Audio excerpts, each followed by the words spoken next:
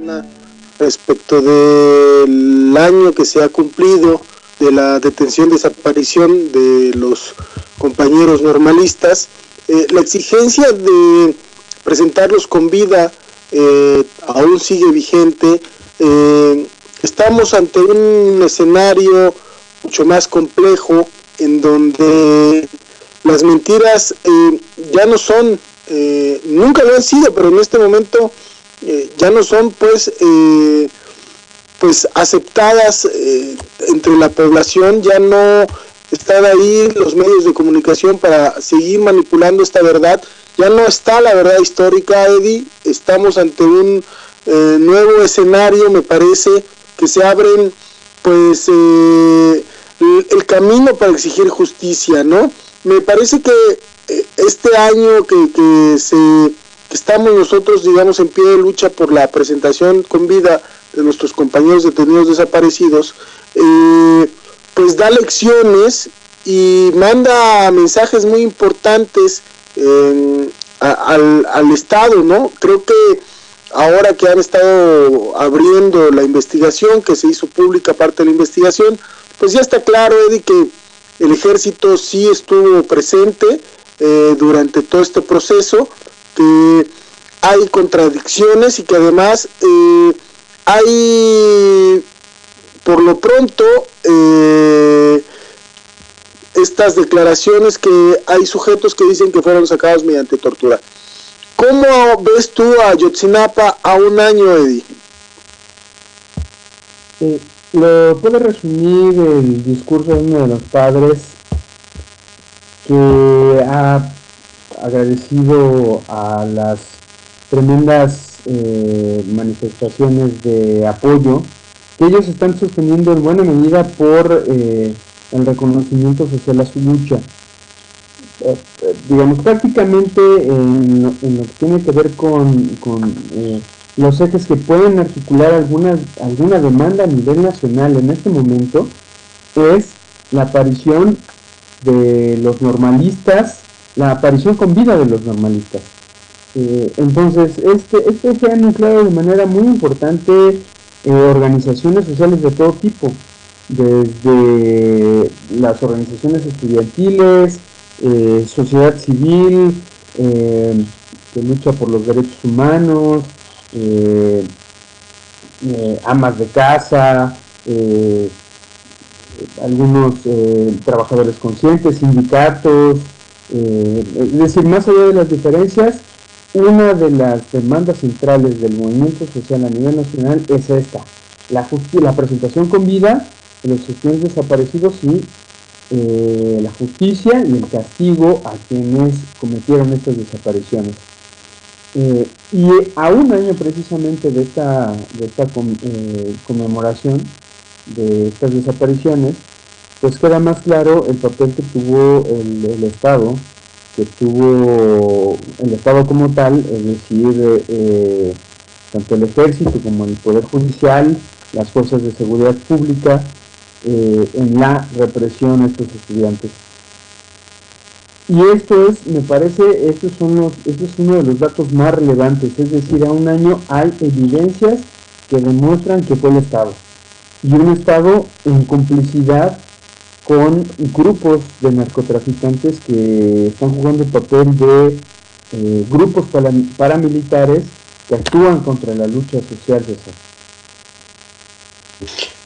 Mira, eso que mencionas, esto último de los grupos paramilitares, estos grupos pues del narcotráfico que se disputan la zona del Triángulo Dorado, digamos, de la goma de opio, es un mercado sumamente importante para Estados Unidos. Se habla pues ya de la presencia de un quinto camión, se habla también además de la presencia de algunas vans que estuvieron ahí, que fueron en donde fueron trasladados los compañeros. Se habla de una operación en conjunto, o sea, estamos hablando que ya está claro que José Luis Abarca sí sabía, no se fue a echar sus tacos, ¿no? José Luis Abarca sí sabía, y sí hay una posibilidad de una una coordinación entre su grupo paramilitar, ¿no?, y las fuerzas del Estado. Hay una declaración, Eddie, de uno de los individuos que también es muy importante verla. Lo que dice uno de los individuos es que más bien no fue la noche del 26, sino fue un día antes, el 25, cuando habían quemado a algunos integrantes de la banda Los Rojos, y que sí había sucedido en el basurero de Cocula.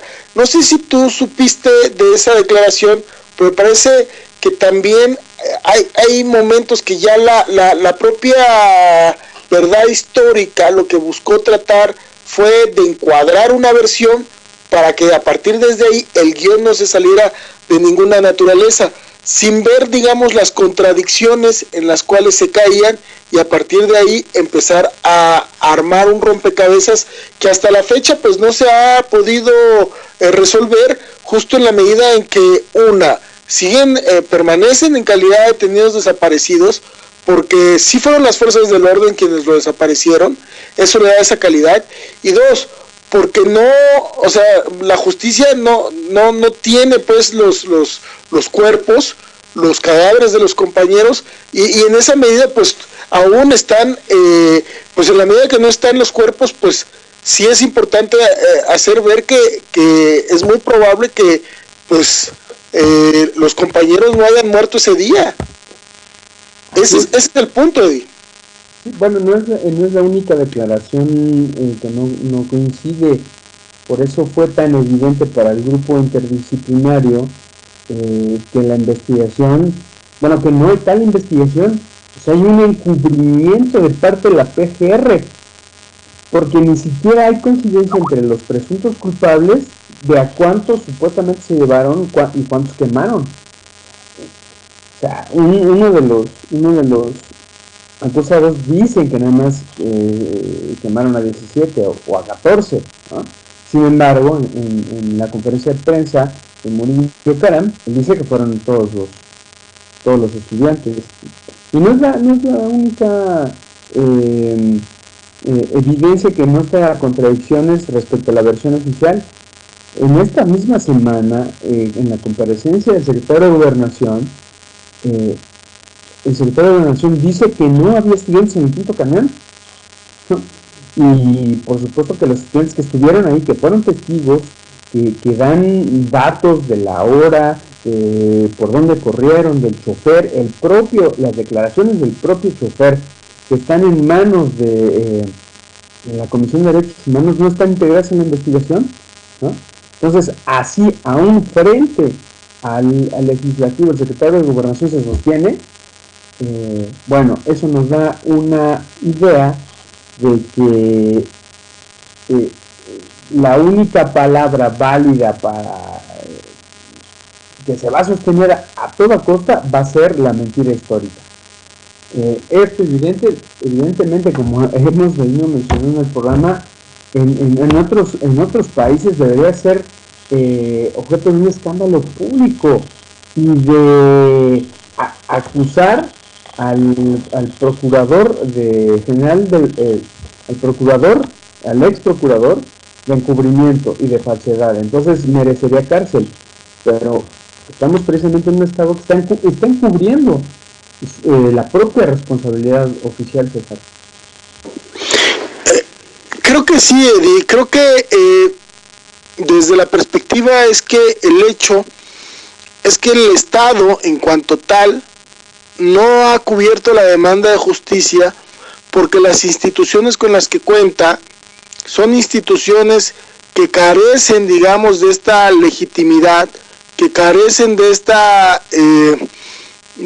orden constitucional que pueda hacer valer la ley, y que carecen de los elementos claves para darle justicia a las víctimas, porque finalmente hay un Estado que, pues lo hemos visto respecto de la Casa Blanca, lo hemos visto respecto de Tlahtaya, lo hemos visto respecto de Tanahuato, y nos podemos tener una larga lista en donde el Estado de Derecho no está cumpliéndose en nuestro país. Más bien, el estado de excepción es la regla, Eddie. Eso es lo complicado de este proceso que está generando pues este narcotráfico que se está acumulando, digamos que está ligándose con nuevas formas de acumulación, Eddie, formas de acumulación que están aplicándose a través del despojo y que se llevan a cabo con una política de terror y de muerte que tiene sumido en una crisis muy profunda